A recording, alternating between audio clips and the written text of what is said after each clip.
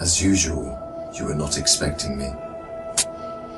I'm sure you can recognize who I am, but if you don't, let me introduce myself. It is I who worship God for thousands of years. I was the greatest of all slaves. My beauty lifted the hearts of the crowds. My light outshined the stars. And I was determined to ascend above the clouds to the high sacredness of God. And it happened. My wish was granted. It was a dream come true. I was rewarded by my Creator to be amongst the finest angels, the most loved. I was adoring all my eminence until your father, Adam, was created.